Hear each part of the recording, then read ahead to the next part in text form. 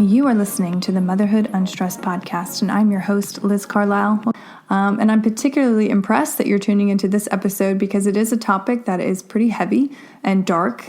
We are talking about child sex trafficking and an amazing organization, Operation Underground Railroad, who is doing amazing work in the world, internationally and here at home. And it was started by a man named Tim Ballard, and he worked for the government essentially doing the same thing, seeking out traffickers and eradicating them where he found them.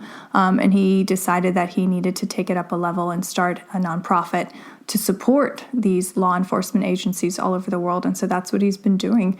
And they've had over 3,000 rescues, and they've put nearly 1,600 perpetrators in prison for crimes against children.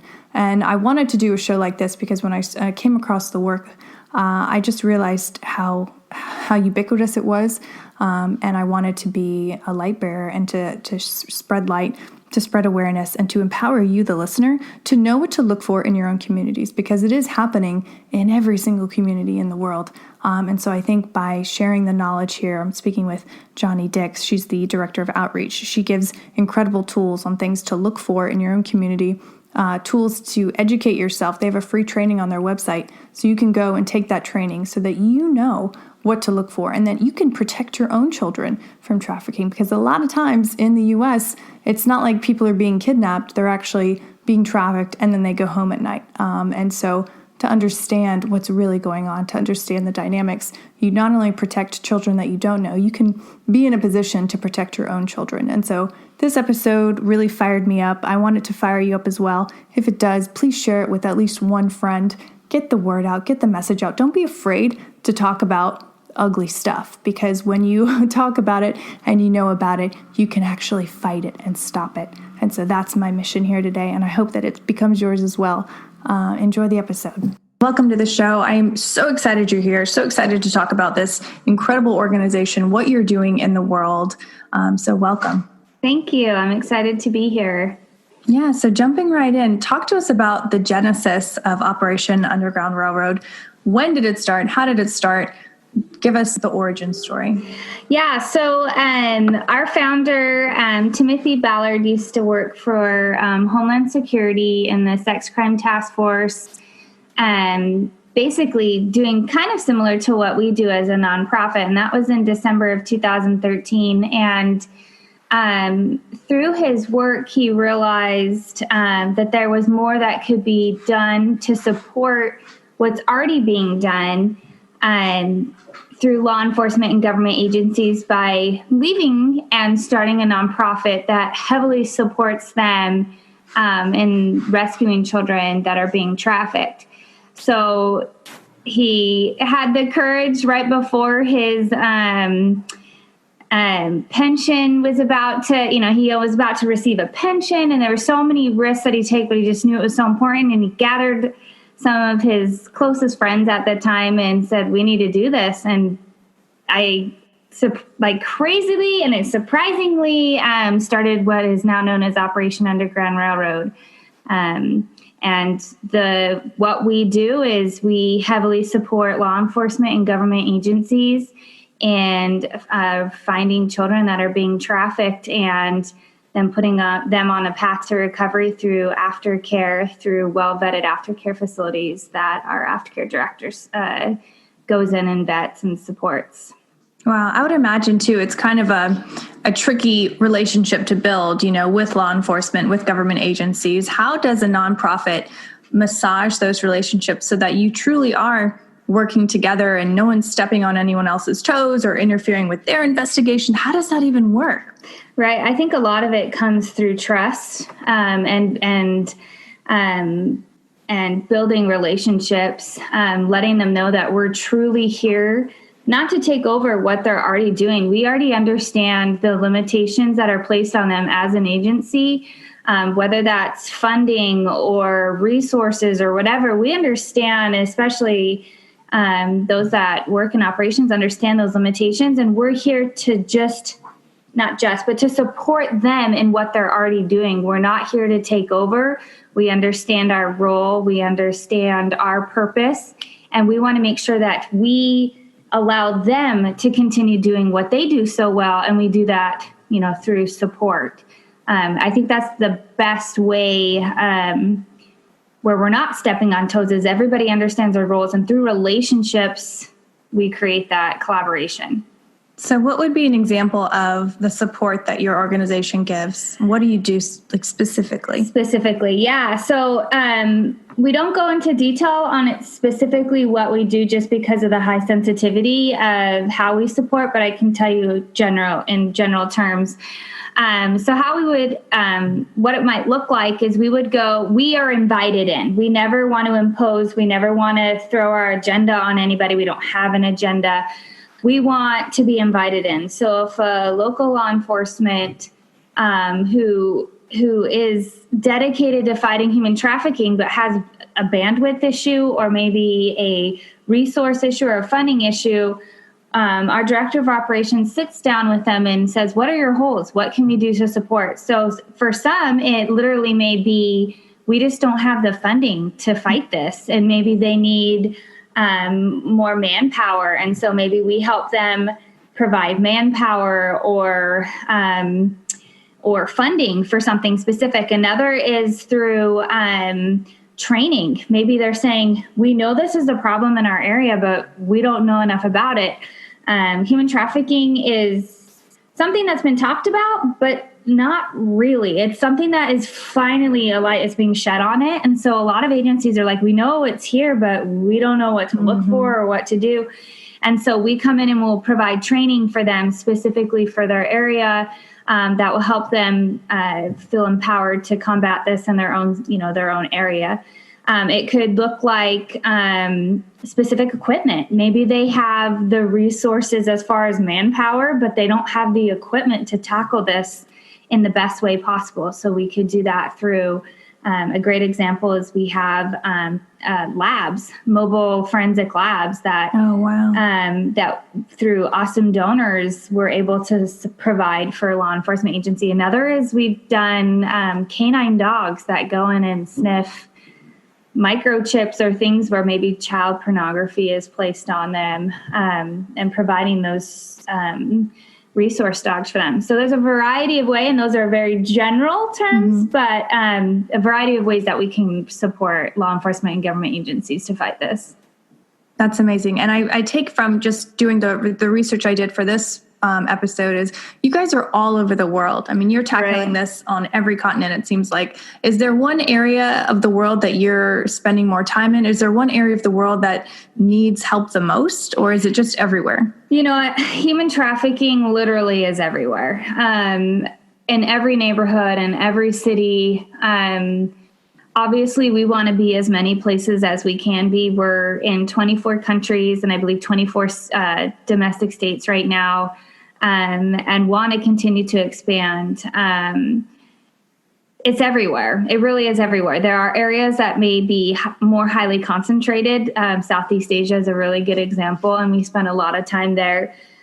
But it honestly is a global epidemic or a pandemic. It would be considered. It's everywhere, and we want to be everywhere. Obviously, there's bandwidth for us as well, but that's our goal, is to be wherever we're needed to be in order to fight it. Yeah. And I'm broadcasting from Atlanta. Obviously, Atlanta is a hotbed of trafficking and slavery. A lot of people come through the Atlanta airport and then are, put into other states.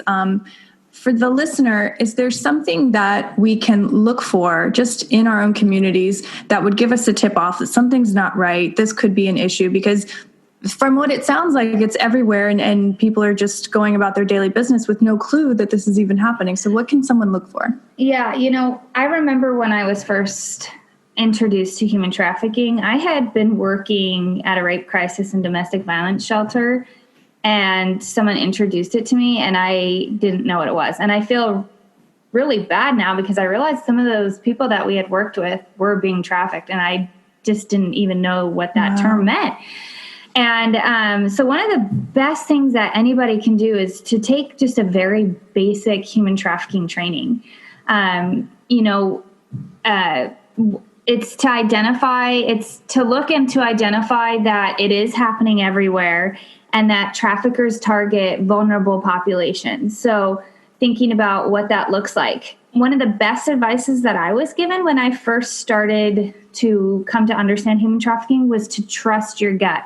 If you see a situation where you are looking at a relationship, maybe between someone of superiority and maybe a teen that just kind of feels off, trust your gut, report it. There's numerous things. And the hard thing about human trafficking, which is your question was, what's something that could tip us off, is it may look like, an abusive situation or another type of situation. And so you really have to pull as much information as you can together to determine what you're watching and what you're seeing. Domestic minor sex trafficking, I would say, is probably the most common type of trafficking that we have here in America. So understanding what that looks like, that's kids being groomed by somebody, a trafficker or a pimp, that their interest is to coerce or force or fraud them into performing commercial sex acts.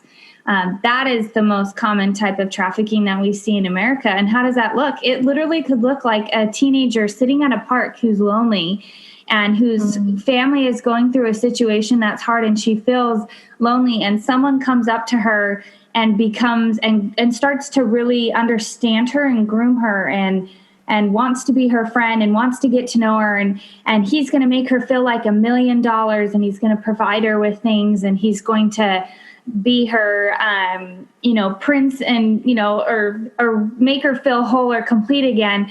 And she finally feels that she's wanted and loved, and that hole is being filled. And then all of a sudden he says, but you're going to have to do this for me.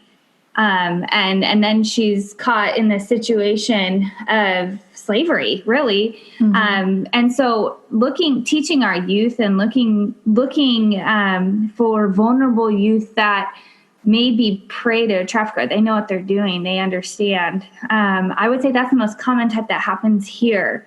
It's not the kidnapping, though that does happen.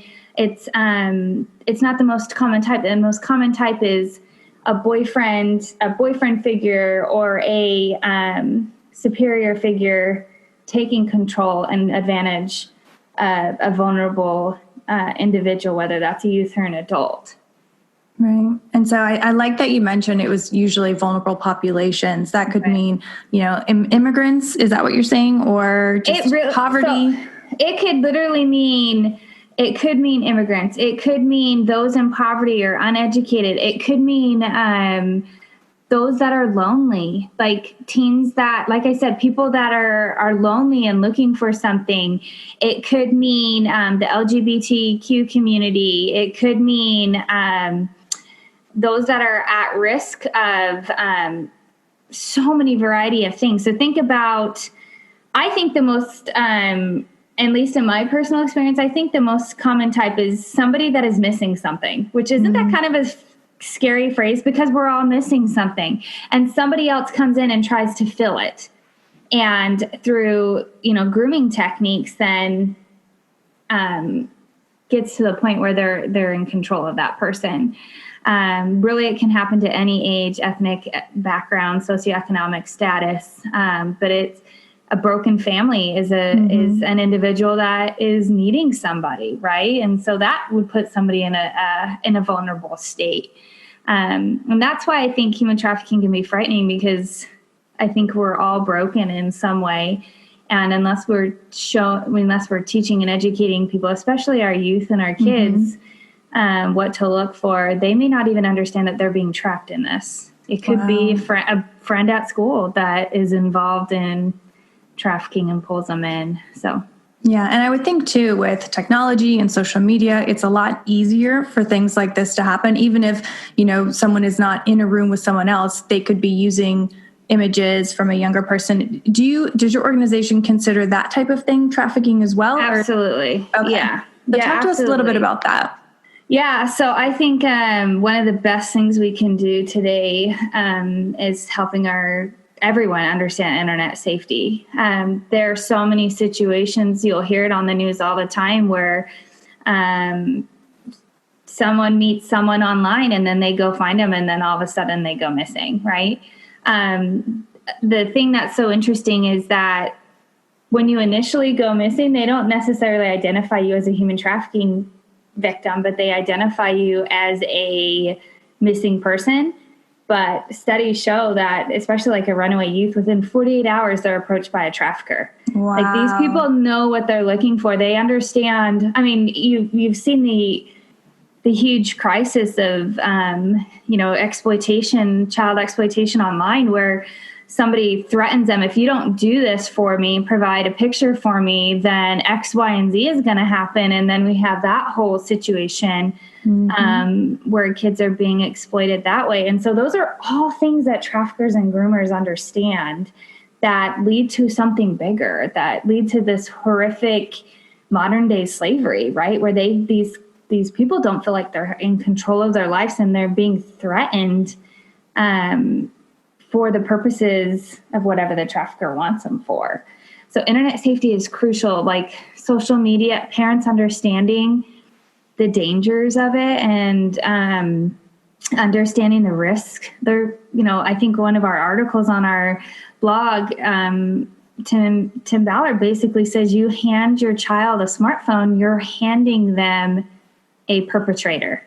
And unless you're teaching them how to use the tool responsibly, and if they're not mature or ready enough to use the tool responsibly, they really shouldn't have it. It's like, I think he said, it's like sending them out to a street of brothels and saying, good luck. And if we haven't empowered and even everybody, I mean, if we're not empowered, we could be caught in a trap that could be very dangerous for us. Right. And that's why having this show was so important to me, to educate the listener, which, for the most part are women and mothers who, want to do the best for their children, but they might not even have the awareness or the wherewithal to say like, oh, I didn't even know that this was a possibility. I need to be more on the ball. And this is actually happening in my town, most likely. So I'm just so glad that you're here to talk about that. But talk about some of the success stories of Operation Underground Railroad. I don't want this to be all doom and gloom. I just want to, educate and empower the listener, but also, let's inspire a little bit too. What's some of the good stuff you guys have accomplished? Yeah, I think the biggest thing, and it is so true, that trafficking is so dark, and it is such a dark place to sit in. But the best way we can expel that darkness is by spreading light, right? Like, as soon as light comes into a room, darkness is asked to vanish, like it's told to vanish. And so with O.U.R, that is our whole purpose, is to shine that light on the global epidemic of human trafficking. And through the years of being in an organization, we've just recently had our 3,000th rescue. We're up to 3,097 rescues. Now, that number is just a number, but when you think of that as a child, as a person, that is a huge number that has allowed a child their freedom and their safety and their security back.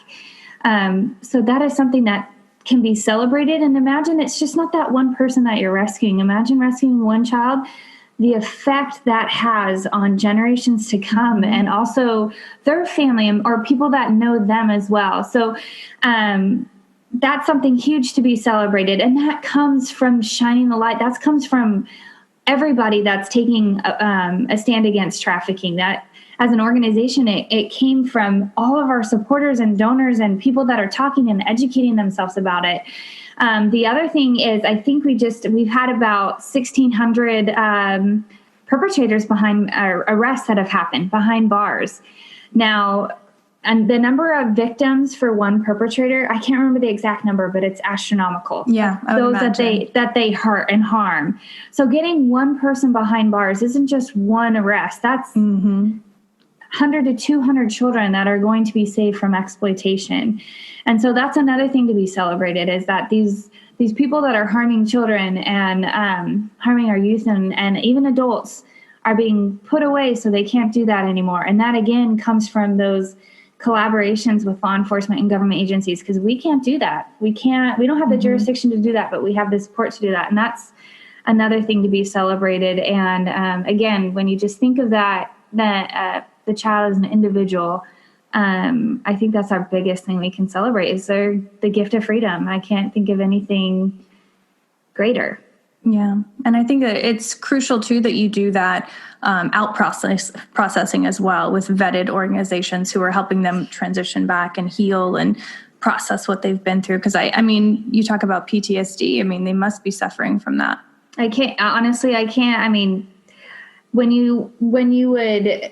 I can't even imagine the healing process that needs to take place after being trafficked. I mean, I've sat with numerous individuals that have had just horrific situations happen to them, and the healing process is long and it's hard and it's difficult, but it can begin. And through those well-vetted aftercare facilities, these kids are able to actually look for a future, because you can imagine hope is no longer there.